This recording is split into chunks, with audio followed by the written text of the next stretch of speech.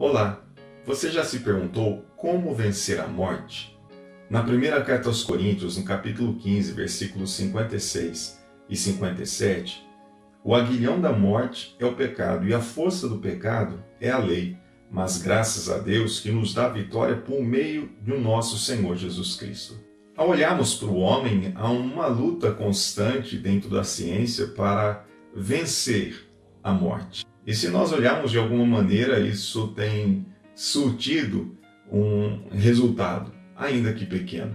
Quando olhamos para a expectativa de vida do homem, do brasileiro em si, segundo os dados do Banco Mundial, atualizado agora em abril, a expectativa de vida do brasileiro em 1960 era por volta de 54, 55 anos. Em 2020, a expectativa de vida do brasileiro está por volta de 75, 76 anos.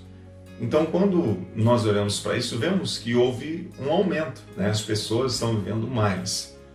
Só que, quando se fala em vencer a morte, nós estamos falando de algo que o homem ainda está muito distante dentro do seu conhecimento. Por mais que a tecnologia tenha avançado de uma maneira grandiosa e até para a gente que é um pouco mais leigo dentro disso, quando conhecemos algumas coisas, ficamos espantados ao tanto, né, que avançou a tecnologia no mundo. E falando da morte ao olhar do homem, ao olhar da ciência, nós vemos isso como algo improvável, impossível de ser superado ou vencido. Mas ao olharmos para a palavra de Deus, nós vemos que o apóstolo Paulo, ele fala algo muito pertinente a essa situação, dizendo que o aguilhão da morte é o pecado e que a força do pecado é a lei. Para que a morte possa executar alguém, ela precisa da sua arma. Qual é a sua arma? É o pecado. Para que o pecado tenha efeito, o pecado precisa da lei. Ou seja, alguém precisa estar fora da lei para que o pecado seja estabelecido e a morte então possa usar a sua arma, que é o pecado, para matar essa pessoa. Então, segundo Paulo, se a força do pecado é a lei, então se a lei for cumprida, o pecado não tem força. Automaticamente a morte não pode usar o pecado como sua arma para matar. Em Gênesis, nós entendemos que o homem pecou e ali a maldição se estabeleceu sobre a face da terra. E todo homem que nasce, toda criança que nasce, ela nasce com a herança de Adão. O primeiro Adão nasce com a herança do pecado. Então todo homem é pecador, todo homem é pecador. Ele já nasce debaixo do pecado. Então, automaticamente, todo homem está destinado à morte. E, espiritualmente falando, à morte eterna. Então, se o homem já nasce pecador, é impossível para ele poder vencer a morte. Só que o apóstolo Paulo, quando ele fala a respeito dessa situação, da morte nesse texto, ele está comemorando a vitória sobre a morte. Então, quando olhamos para esse texto, até no versículo anterior, que está escrito: onde está, ó morte, a sua vitória? Onde está, ó morte, o seu aguilhão? O apóstolo Paulo, ele faz menção a isso porque ele vai trabalhar em cima desse texto com a vitória sobre a morte. E como vencer a morte? Então, quando olhamos para a palavra de Deus, Jesus, apresentado como o segundo Adão, Jesus toma sobre si os nossos pecados. Então ele se faz injusto e pecador em nosso lugar. E ali a morte então é executada e ele morre na cruz. Mas sendo ele mesmo justo, não tendo pecado em si, pois quando Jesus nasce, ele nasce gerado pelo Espírito Santo. Ele não vem de uma descendência de Adão, porque ele é gerado pelo Espírito Santo no ventre de Maria. Então o seu nascimento é um nascimento puro por causa do Espírito Santo.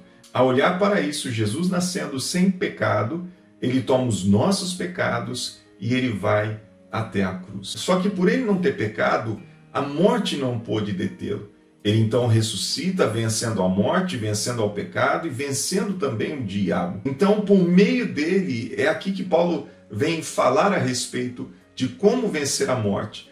Por meio de Jesus, nós somos revestidos da incorruptibilidade. Ou seja, aquilo que era corruptível, aquilo que morreria, nós somos revestidos da eternidade. E que eternidade é essa? A vitória sobre a morte. E de que maneira eu posso então receber a vitória sobre a morte? Crendo que Jesus, como Filho de Deus, levou os meus pecados, o justo pelo injusto. Ele morre no meu lugar para que eu viva a vida dele. A morte dele é a minha vida. E a ressurreição dele é a minha eternidade. Porque quando ele ressuscita, ele estava também trazendo sobre mim essa vitória, que é provada e é recebida por meio da fé. Então, quando eu creio que Cristo Jesus é o Filho de Deus e que morreu na cruz, levando os meus pecados, eu venci a morte. Ah, então eu não morro mais? Não, não é que você não vai morrer aqui. É que ao morrer aqui, a morte não pode te deter. Então você ressuscitará com Cristo no tempo determinado, para que você então reine junto com Ele, ou seja, a morte não poderá te deter. Então, para o crente, para o cristão, para aquele que crê em Deus, a morte é a passagem para a vida.